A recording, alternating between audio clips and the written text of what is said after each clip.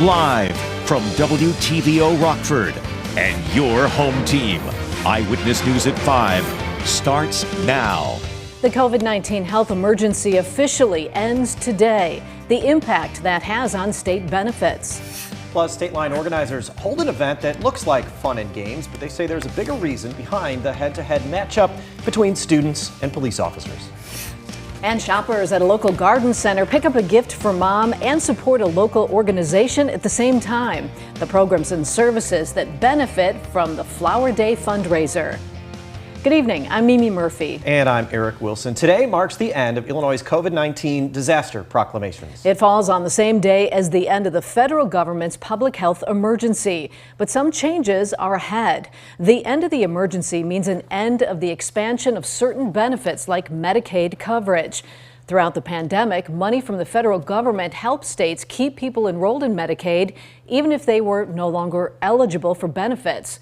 Governor Pritzker's office says the Department of Health Care and Family Services launched a campaign to help people renew their coverage. There will also be a phasing out of federal help for states accessing testing and vaccines. The governor's office says the state will continue offering at-home rapid tests for low-income households through the end of June. We'll do everything in our power to make sure that COVID-19 is not the cause of greater disease or greater healthcare problems for especially those in communities that are often left out and left behind. There's also going to be a change in how the state collects and reports COVID-19 data. Hospitals won't have to report the number of COVID patients in beds, on ventilators, or in the ICU. Police arrest a man after he's accused of entering a Rockford High School without permission. 45-year-old Jimmy McFarland is charged with misdemeanor criminal trespass to a building. Yesterday morning, officers were called to Guilford High School. Guilford's principal got McFarland into the school's parking lot. According to investigators, McFarland walked into the school and refused to leave at one point. He had previously been banned from all RPS 205 buildings. McFarland is in the Winnebago County Jail. Illinois State Police released the name of the final victim in the downstate multi-vehicle crash that happened earlier this month. 58-year-old Otto Medina Salazar of Carthage, Missouri, was among 6 people killed in the pileup. 37 people were hospitalized with injuries ranging from minor to critical. 72 vehicles were involved in the 2-mile-long crash that was caused by a dust storm on I-55 south of Springfield. The crash remains under investigation. Beloit's ABC Supply Stadium's normally home to the Sky Carp, but today, baseball players were replaced with some heavy kickers. It's part of Kicking It for a Fresh Start. Nikel Delgado was there. Nikel, what's this all about? Well, Eric and Mimi, it is students versus the police department in a game of kickball, which it's much more than a game. Instead, it's a demonstration of the relationship that has been built between local kids and the police. Definitely gave me a different vision on the police. I wasn't a fan of them at first. That changed perspective comes thanks to a partnership between the Beloit Police Department and the Community Action's Beloit Fresh Start program. They've been going above and beyond to do things for us. Yeah, to show us that they're not how they're showed to be in, like, where everybody visions them as. Beloit Police Captain Christian Dalton says that is the goal, to break stereotypes held by kids and police. We want to spend time with these young people, but they've taught us a few things along the way about our stereotypes towards them also.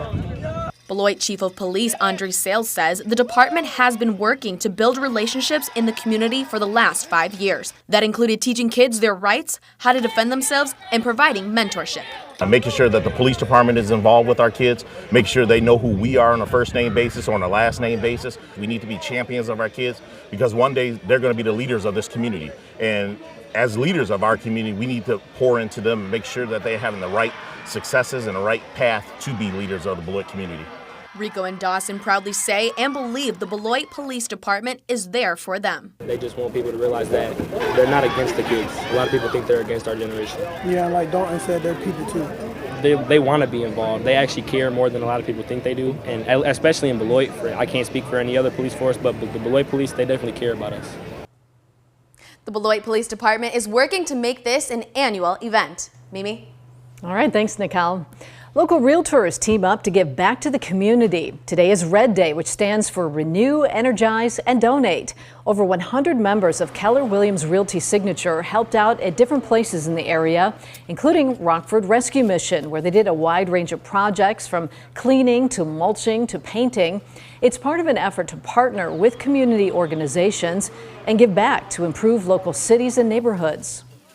We're in the community local. We want to give back to the community, and the better the community does, the better our entire area does. So, we can do little things like mulching and painting and cleanup just to help beautify and improve our communities that we live in. Since 2009, Red Day's recognized on the second Thursday of May. If you're looking for work this summer, the Rockford Park District might have an opportunity for you. The district held its annual job fair this afternoon. There are openings at every Park District facility. That includes summer camp staff, concession workers, lifeguards, and maintenance staff. You have to be at least 16 to apply. Some jobs require you to be 18. Most positions start at $14 an hour. Lifeguards and maintenance workers get $16.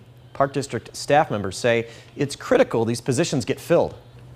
We want to be able to provide the best service to the community. Our goal is always to help people enjoy life, and to do that, we need team members. So having team members to be able to respond to patrons in a timely manner, but also be able to give our other team members breaks as needed, make sure our full-time staff are able to focus on the roles that they need to be focusing on and not filling in different areas. For more information on how to apply, just check out this story at mystateline.com. If you still need to pick up some flowers for Mother's Day, there's a way you can do that and support mental health services in our area. Gensler Gardens is hosting the annual Rosecrance Flower Day. This runs until 6 p.m. tonight at their New Milford and Loves Park locations. Sales will support the behavioral health programs at Rosecrance. Rosecrance and Gensler Gardens have been partnering together for the past 30 years for this annual fundraiser. An owner for Gensler Gardens says it's a perfect time to purchase flowers. A lot of this is people's hobbies, so they like taking care of something, they like the joy of it. The sale typically raises about $25,000 every year.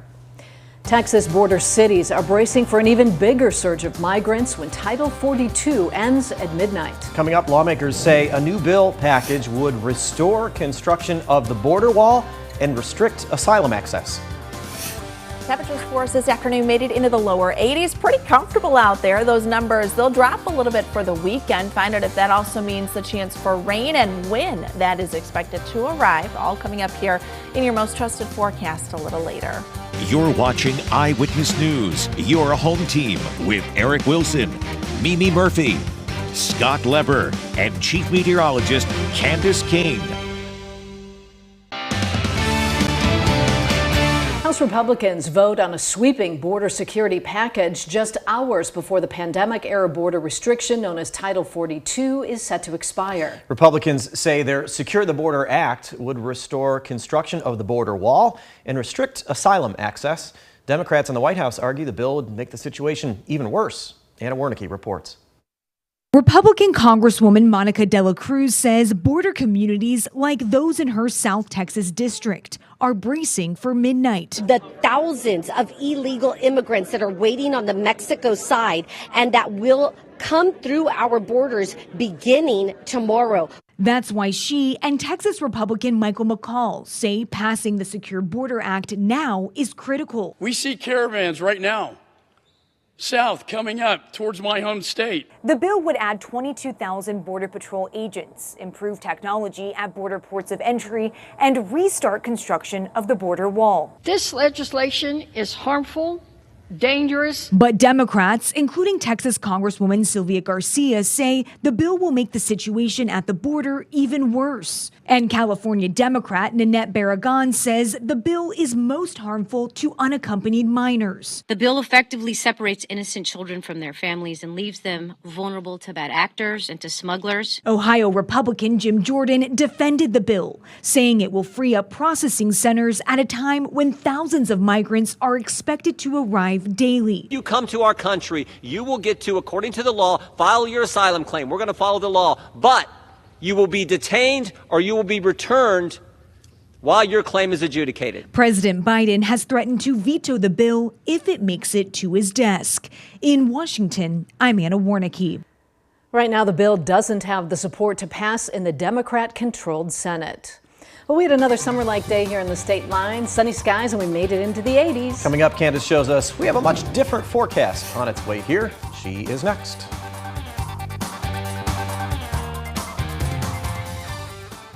Now, your first warned weather forecast from Chief Meteorologist Candace King. Well, we had sunshine out there before cloud cover moved in, leaving us with a mostly clear sky, but still very comfortable. A good evening to get out as we look along the Rock River here in downtown Rockford. Dinner on the dock taking place.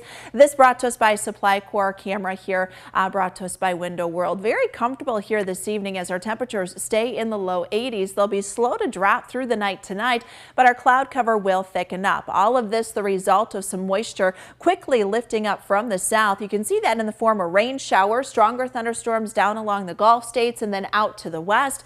Those are not going to be a factor for us, but what we are going to see is that cloud cover continue to increase and then eventually some rain showers working in by tomorrow morning. We've been pretty comfortable here these last couple of days with the warm temperatures, but by tomorrow you're going to notice the humidity going up just a little as our dew point numbers that are in the 40s and the 50s are replaced by dew point temperatures that are in the 60s. So that increasing moisture, and that is going to lead to some heavier downpours throughout the morning and then into the afternoon. But notice we are dry through the rest of the evening, so anything you've got going on here for tonight should go off without any issues. Rain showers will increase as we look through the 7, 8, 9 o'clock hour. I think we do have that potential to see some heavier downpours from time to time and maybe a rumble of thunder. That'll continue through about the noon hour. Then we've got a warm front that stalls just south of northern Illinois. So this will kind of set up along Interstate 88. That could become the focus point for a few additional showers and thunderstorms. I know Futurecast is pretty scant on a lot of the rain activity during that time, but notice we'll see the rain increase tomorrow morning and then keep an isolated shower thunderstorm chance going into the afternoon tomorrow. Things will dry out then once we get into tomorrow night, and most of our Saturday actually could end up relatively dry as high pressure builds in for the afternoon. We'll see that chance for a shower or thunderstorm though increase once we get into Saturday night and Sunday. So I want to look a little more at this warm front as that stalls very close to Interstate 88. We get some instability that builds up south of that. It's not a lot of instability, but it is there. North of that, we'll have a drier air mass, a little less instability in the atmosphere. Well, we'll have to watch along that front. Any sustained shower or even thunderstorm that develops, if that rides along that front and kind of works to the southeast, this could actually allow some of those to spin a little bit right along that boundary. And if that's the case, we could have maybe a couple of funnel clouds, even with some showers going into tomorrow afternoon and tomorrow evening. Notice the severe risk for tomorrow is low and has actually been pushed a little further to the west, but something we'll keep an eye on going into tomorrow afternoon, and that threat goes down a little bit even further here once we get into Saturday. Rain chances, they're highest tomorrow morning and then isolated into the afternoon, and then we see those showers return again Saturday night into Sunday. Mother's Day itself, guys, looks a little cooler, 66 degrees, 73 tomorrow. We'll dry things out, staying in the 70s next week.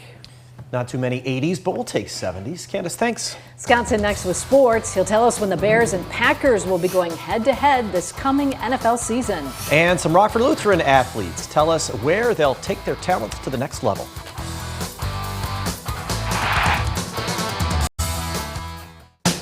Now sports with sports director Scott Leber. NFL fans are salivating over the release of the NFL schedules today for the upcoming season. What a start it'll be for the Bears and the Packers. They will be going head-to-head on opening day at Soldier Field. That'll be the opening Sunday of the season, September 10th. It'll be a 3:25 afternoon kickoff, and the game will be shown on Fox and on Fox 39. It'll be the first time that Jordan Love and Justin Fields go head-to-head in this new era of the rivalry. The Bears and Packers will not only open the season against each other, they will close the regular season against each other in Green Bay. That game will be played either Saturday, January 6th, or Sunday, January 7th. Despite Aaron Rodgers no longer being around, the Packers will still be featured in primetime games quite a bit. They'll play under the lights 5 times in all. They'll have 2 Sunday night games, 2 Monday night games, and 1 Thursday night game. Now, the pressure will be on Jordan Love to produce for the Packers this season.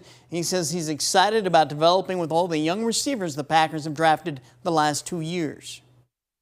I think we'll get the opportunity to kind of grow together, kind of learn each other, learn what we like, learn what we want, And it's easier with younger guys. You know, they haven't been around, you know, other guys that want it a certain way, want things to look like this. So it's easier to kind of get my point across of how I want things run. But it'll be good. I think it'll be great to be around these young guys. Some Lutheran Crusaders are getting ready to head out into the world of college athletics. 5 student athletes at the Rockford School signed letters of intent today. Sydney Carlson will head to Rock Valley College to compete in both soccer and basketball. Liam Mackey will attend UW Eau Claire for volleyball. Brianna Torres is going to attend Rockford University and run cross country. Jonah Miller will head to Carroll University to play football. And Preston Sanders will also head to Carroll University, where he will play baseball. All of them are as excited for each other as they are for themselves. Oh yeah, it's nice. I really hope we stay close like throughout college. I know we will, but I think it's great. I've known these kids since forever, and seeing all of us out there signing together, it's really an amazing thing to be with my best friends up there. Congrats and good luck to them. We'll be right back. With these 80s, it's feeling very summer-like I already. know, it's getting you in the mood, right? For some summer weather. Now, if we could just hold on to the warm temperatures and less humidity throughout summer, it'd be perfect. Is that too much to ask? I know, Can you put that order in for us? I'll try. I can't guarantee it'll go through, but I'll try.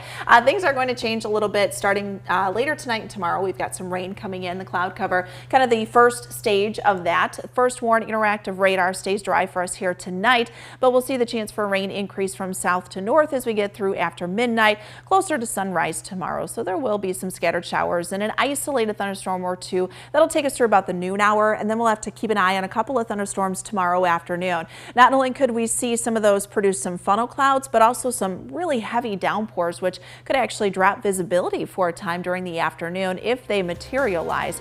So we'll keep an eye on that for tomorrow. Saturday actually looking to be more dry than wet, and then rain will move back in on Sunday, and we'll stay in the 70s for next week. All right, thanks, Candace. And thank you for spending some of your time with us. Stay safe.